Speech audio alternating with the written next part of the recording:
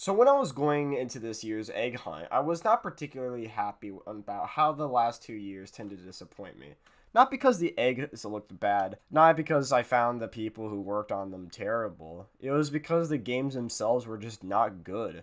I actually was going to make a game review for the 2017 egg hunt, but I never finished it because at the time I wasn't confident enough to release it to the public.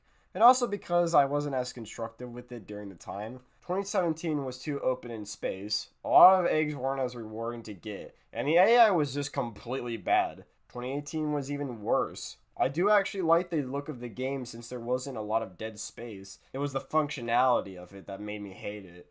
A lot of eggs weren't as easy to obtain on launch as they were after the launch, and the biggest complaint I had was the game wasn't completed upon release, and a lot of problems arose from it, such as glitches, and the biggest glitch, which apparently only affected me, was the 15 egg. Reminder, this egg was released 2 weeks after the initial launch of the game. With that being said, you had to find puzzle pieces of the egg, but one of the pieces was impossible to get because it wouldn't spawn for me. I sent a tweet to the developers telling them this glitch, and looking through the change logs I can see that they never fixed the issue. So I wasn't even able to ace this year's egg hunt because the game was broken. But the biggest problem with it is just that the game wasn't ready. The fact that you have to wait for a patch after release to fix the game doesn't make me happy either, especially since a lot of bugs should have been fixed upon beta testing, not initial release.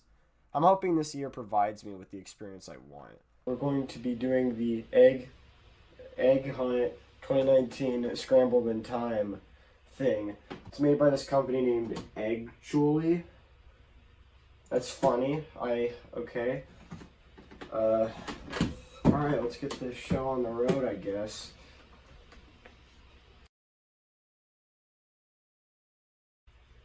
That was the worst thing I've ever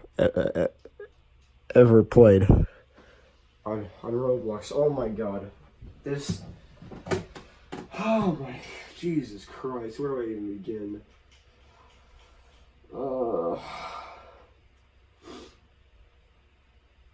I really don't want to make this video. It is safe to say that a lot of people didn't enjoy this year, including myself, for multiple reasons. In today's video, I want to go over the things that I hate about the 2019 egg hunt. I'm going to go over some minor things first, then move into major complaints I had with the game. An essential selling point to all the egg hunts are the eggs themselves, so let's start with that. Yeah, these year's eggs weren't that good. I don't understand why the past 3 years the styles of the eggs have to look as ugly as possible. Not to say that all the eggs look terrible, but most of the eggs don't look very good. High quality looking doesn't automatically make it look appealing. In fact, it makes it look more uncanny. But let's give them the benefit of the doubt by saying they're more creative to compare to the old egg hunts, because really the last egg hunts were just decals over one mesh of an egg. However, I think a more simple design is more unique over a design that has too much written all over it. I don't have much to talk about with this one, but I have to say that the game does take longer than needed to actually load the gravity-defying ramps. Also, the use of the PNGs for the teleportations was pretty bad.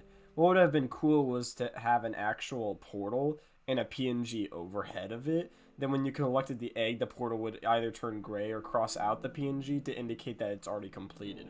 Because just adding a PNG onto the wall seems rather lazy. It doesn't look really nice. Now the hub is actually kind of creative. I do like the different colors of the place. However, this is supposed to be where you find the Avengers eggs, so I don't think it fits really well with that theme. Also, the oversizedness of the windmill is kind of ridiculous, considering that you don't actually get to explore all through it. The main difference of this year's egg hunt was that it was spread out upon other games, and the choices of games were not good. Now, there are some games that I am accepting on being on this list, but some games I don't understand how they even got on the list. Examples include Superhero Life 3, Dance Your Blocks Off, Arsenal Encounter Blocks, and somewhat of backpacking. There are games that barely have a lot of people playing it, and I'm assuming that it won't have many after the egg hunt is over. Which is kind of disappointing since some games such as Kickoff was a pretty fun game even though it had like no players and such a simple game design. Isn't it kind of irritating that games that have more people playing has even worse objectives to complete the game? Which brings me to... Over the last 2 years, the objectives to get the eggs have failed to satisfy me. So how does this year do? The objectives of this year are the main reason why it was terrible. Most of the eggs felt more like a chore rather than an objective. Most objectives in this year's egg hunt were just so bland, boring, and possibly time-wasting. Backpacking requires you to go across the entire map to get vials that will most likely not spawn, place into a thing, and jump into a tornado. Finding the vials is tedious because not only is the chance of them spawning kind of low, but the map is just so damn big that finding the exact locations of the vials takes forever. Same goes for Hacker. The map is way too big to find anything on your own without a tutorial, unless you want to waste a lot of time and most likely be bored throughout it. Also, the game is laggy to users without proper specs. Roblox Point 2 theme park can be stated as taking too long, but I'd like to say that the clues aren't that hard to find. What I do find irritating about the game is that you lose progress when you ride the wrong ride. It's basically giving someone a middle finger for not guessing right. Design It requires you to find 3 eggs in the hub every round, and then in the end have to get first to third place with the items given to you once you collect the egg. It's bland because the main hub isn't that explorable, nor is it good to hide the eggs in. Shark Bite's objective is not really an issue on its own. I think it's fine, but the game it's operating in is irritating to deal with. You basically have to gamble whether or not you'll die once a shark attacks your ship, because one touch from the shark is an instant game over. What would be nice, and this does apply to the actual game, not just the egg hunt, is to have the shark do damage each time you are near him. Sure, it might give playing the shark a little more challenge, but having a wand that basically can kill anything on touch is kind of stupid. Superhero Life 3 is just boring, and that's really all I have to say about it. The entire game just looks boring. I can't see how running around with powers that aren't really useful is fun. Getting the egg is just as boring as the game. You have to wait for these giant wall of lasers to pass in order to proceed. Once you touch the wall, instant game over.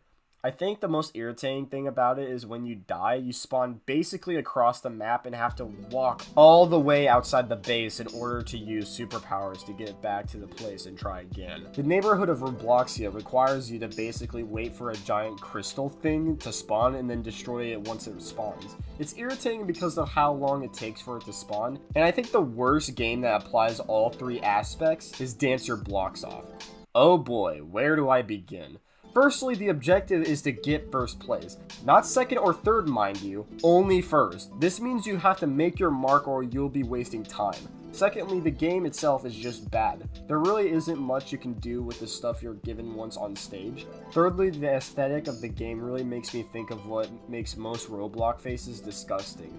Roblox characters are not designed to have super detailed expressions for faces. Roblox characters have a simple design. They're not made to be complicated. This is the exact reason why Arthro failed as a thing. The uncanny valley isn't something Roblox should fall into. But apparently kids that don't have a functioning brain thinks that it fits a Roblox character, but if you were an actual person, you think it's trash.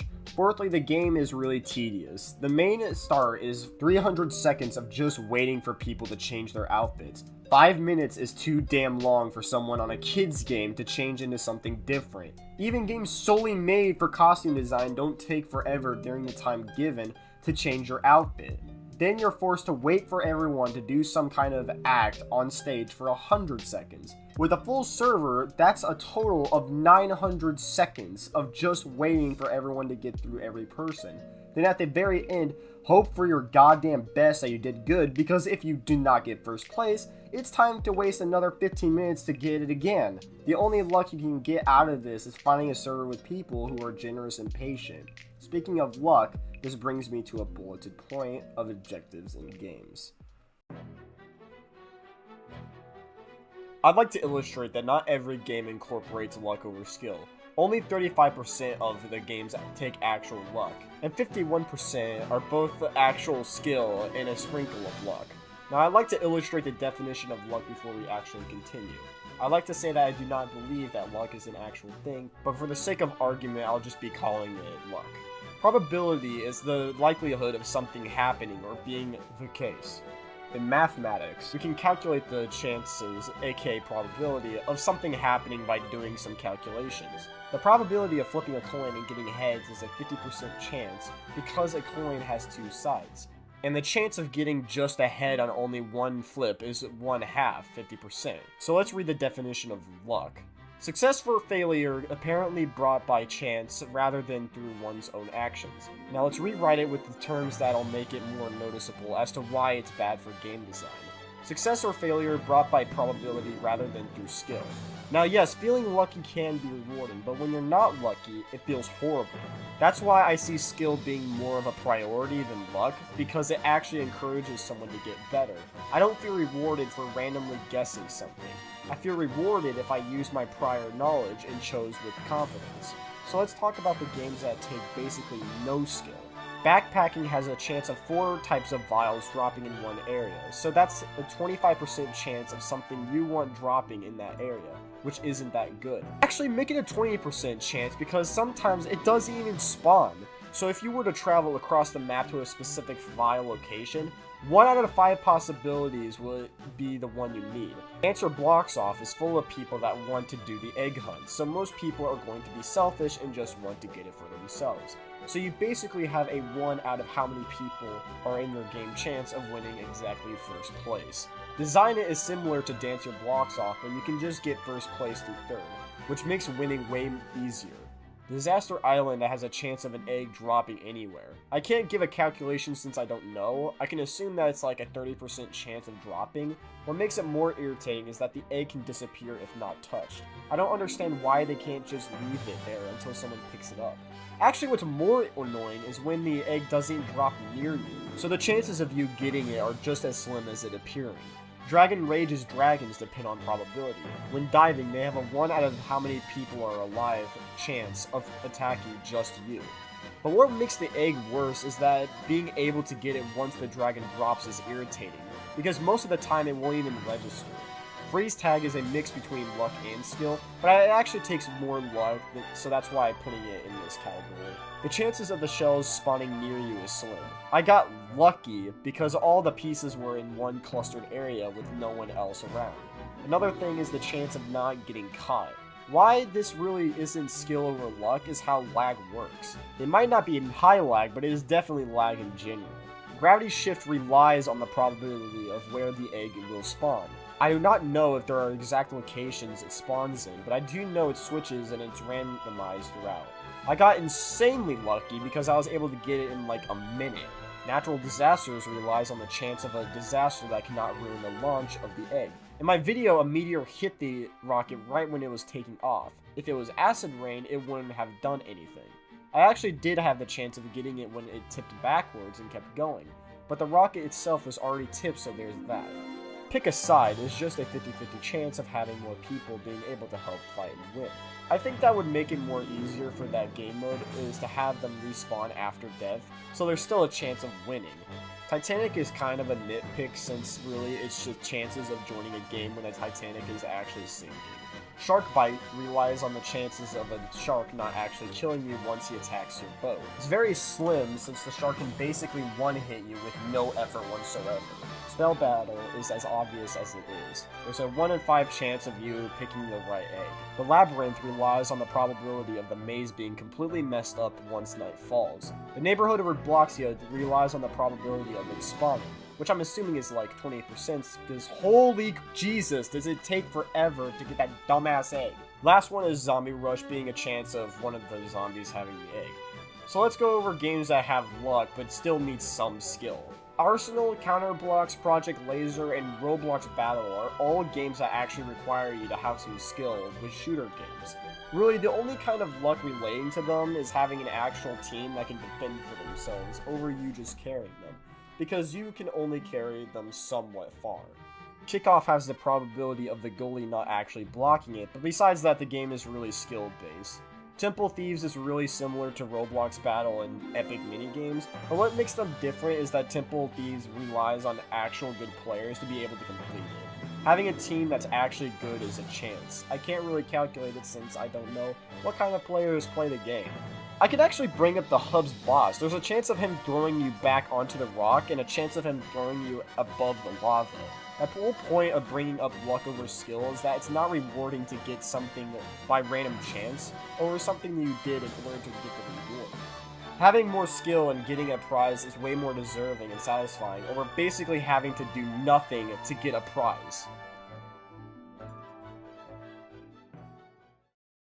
Now, this year made me really think, is this year worse than 2018?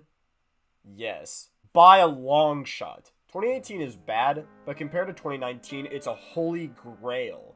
2018 might have not been completable for me that year, but it had something that I thought made it a lot more fun than other egg hunts, which was the explorability.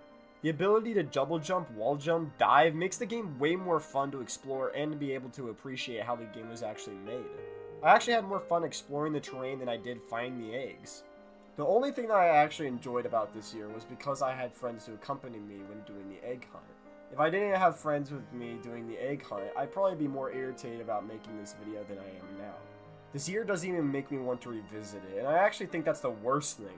The fact that you came and revisit the challenges that made this year made it so bad. And I think for good reason, because this year was really forgettable. The eggs are uncanny, the hub is a complete mess, and loading in anything. A lot of games chosen this year weren't that good, and the objectives for those games made it a lot worse. I think the whole reason they made the community do this is because it was seen as a marketing scheme for the creators of the games. They wanted people to play it so they could just get more money than they already get. But it could also be because this is officially the last egg hunt event for Roblox. It's kind of sad that the last egg hunt Roblox will ever have will just be so bland, boring, time-wasting, and of course, forgettable. It was not worth the wait.